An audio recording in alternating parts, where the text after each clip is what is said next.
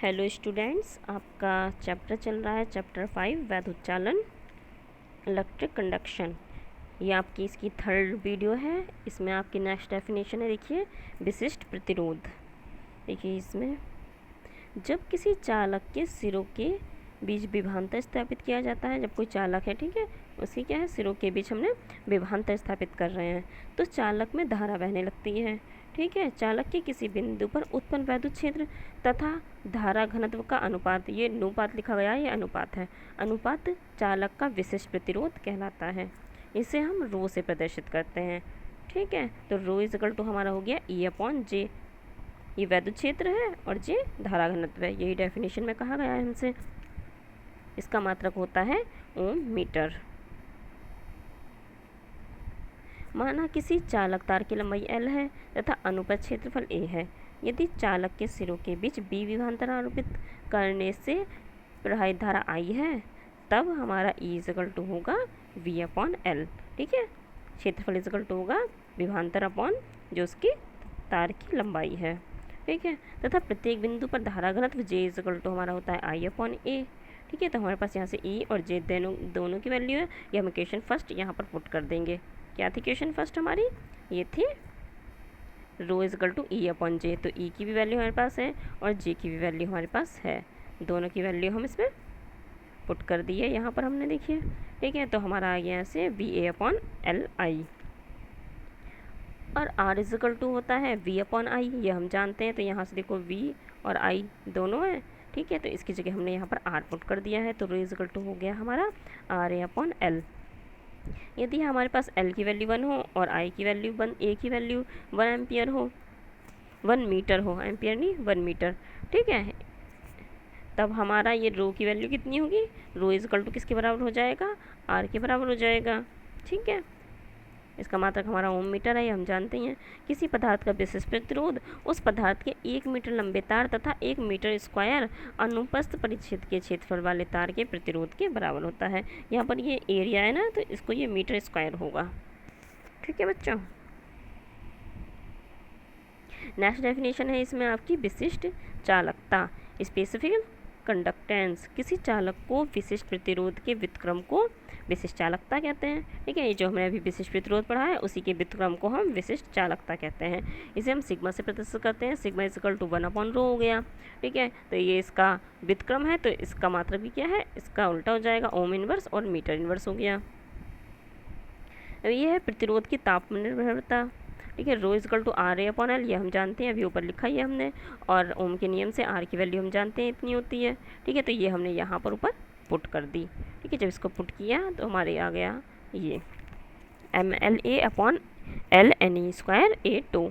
तो यहाँ से L और A ये दोनों यहाँ से हट जाएंगे, ऊपर से कैंसिल हो गए, और रो इज इक्वल टू हो गया M/NE²2। ठीक है, तो हमारा ये कितना होगा, ताप बढ़ाने पर क्रांतिकाल का मान घटता है, ये हमने पीछे पढ़ चुके हैं, जिससे विशिष्ट प्रतिरोध या प्रतिरोधकता क्या है, बढ़ती है तथा प्रतिरोध घटता है। ठीक है, इसकी वैल्यू जब घटेगी तो इस रो की वैल्यू क्या है, बढ़ जाएगी। ठीक है, यदि 0 डिग्री सेल्सियस पर किसी तार का प्रतिरोध R0 हो तथा T डिग्री सेल्सियस पर RT हो, तो हमारा RT इज इक्वल टू होता है R0 1 + अल्फ़ा T। यहाँ पर अल्फ़ा जो है यह हमारा प्रतिरोध ताप गुणांक है। ठीक है, अगर हम इससे यहाँ से इसकी वैल्यू निकालें तो ये यहाँ से, तो इसकी वैल्यू आ जाएगी RT - R0/R0T मीटर डिग्री प्रति डिग्री सेल्सियस। ठीक है, क्योंकि प्रतिरोध ताप गुणांक है इसलिए प्रति डिग्री सेल्सियस आया है हमारा।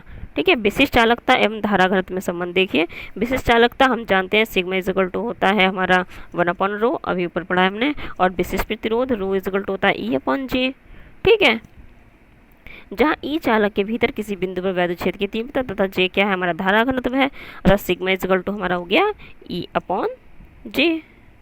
ठीक है, ये क्या है, हमने सिग्मा की वैल्यू यहाँ से यहाँ पर पुट कर दी ऊपर। ठीक है, तो इसका उल्टा हो गया, तो ये sigma is equal to J/E हो गया। अगर हम J इज इक्वल टू यहाँ से निकालें तो ये हो जाएगा सिग्मा E। ठीक है, ये हो गया, इसका मतलब है J जो है धारा घनत्व, ये क्या है, वैद्युत क्षेत्र की तीव्रता के किसके प्रोपोर्शनल है। ठीक है, तो धारा घनत्व J इज इक्वल टू विशिष्ट चालकता सिग्मा इनटू वैद्युत क्षेत्र की तीव्रता। ठीक है, इसे ओम के नियम का सूक्ष्म रूप भी कहते हैं। J is equal to sigma E, या जे प्रोपोर्शनल है ई के। नेक्स्ट है इसमें आपका वैद्युत ऊर्जा तथा शक्ति, इलेक्ट्रिक एनर्जी एंड पावर। तो इसमें वैद्युत ऊर्जा की डेफिनेशन देखिए, माना किसी तार का प्रतिरोध R है, उसके सिरों पर विभवांतर B लगाने पर उसमें I धारा बहती है तथा धारा I T समय तक प्रवाहित की जा रही है।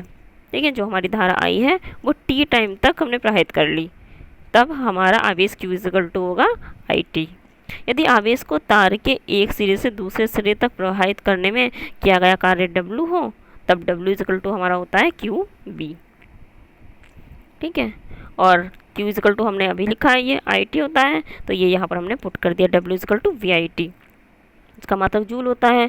ठीक है, और हम जानते हैं V इक्वल टू IR होता है, तो हम ये वैल्यू यहाँ पर क्या है पुट कर देंगे IR। तो इससे क्या हो जाएगा, ये हो जाएगा W equal to I square RT।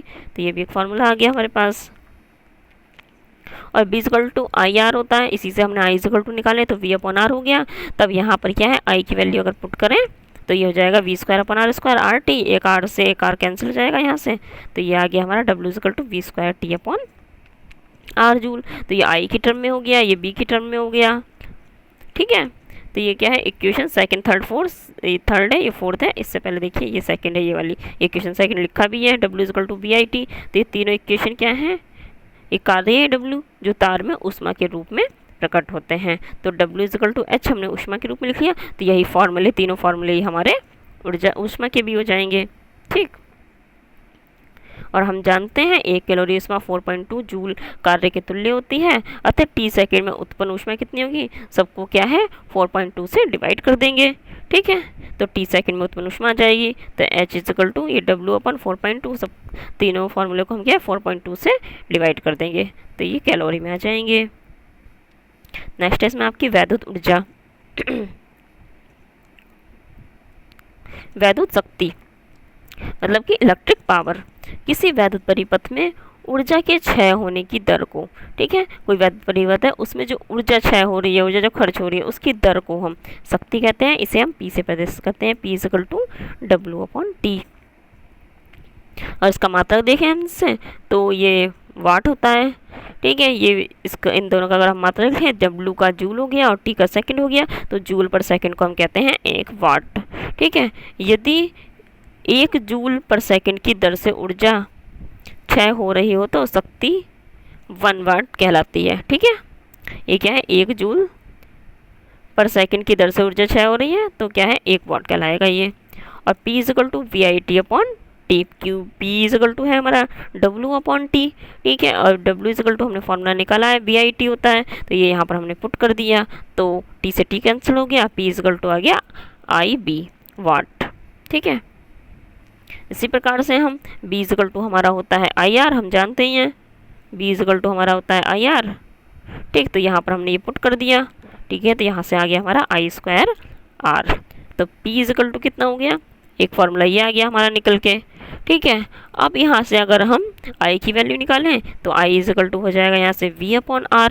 ठीक है, तो अब हमने यहाँ पर I की जगह V अपॉन R रख दिया, तो हमारे यहाँ से ये निकल के आ गया V स्क्वायर अपॉन R वाट। तो ये तीनों फार्मूले हमारे वाट के, शक्ति के हो गए हैं।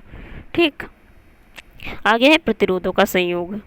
ठीक है, प्रतिरोध है श्रेणी क्रम में लगे हुए हैं और समांतर क्रम में लगे हैं। तो पहले देखिए सीरीज में, इसलिए देखिए इस संयोग में सभी प्रतिरोध में क्या है, एक ही वैद्युत धारा बहती है। ठीक है, सभी प्रतिरोध में क्या है, ये तीनों प्रतिरोध है, इन समय क्या है एक ही धारा बहती है, परंतु इनके सिरों के बीच विभवांतर क्या है, अलग अलग हैं। ठीक है, इसके अनुसार अगर हम तुल्य प्रतिरोध निकालें तो R इक्वल टू होता है R1 plus R2 plus R3। इसी प्रकार हमारा ये समांतर क्रम है, इसमें देखिए इसमें सभी प्रतिरोधों के सिरों के बीच एक ही विभवांतर लगा होता है। ठीक है, इनमें क्या है सभी के सिरों के बीच क्या एक ही विभवांतर लगा हुआ है, परंतु इनमें धारा जो है तीनों में अलग अलग बहेगी। ठीक है, इसमें अगर हम तुल्य प्रतिरोध निकालें तो उसका फॉर्मूला होता है 1 upon R is equal to 1 अपॉन R1 plus 1 upon R2 plus 1 upon R3। Okay students.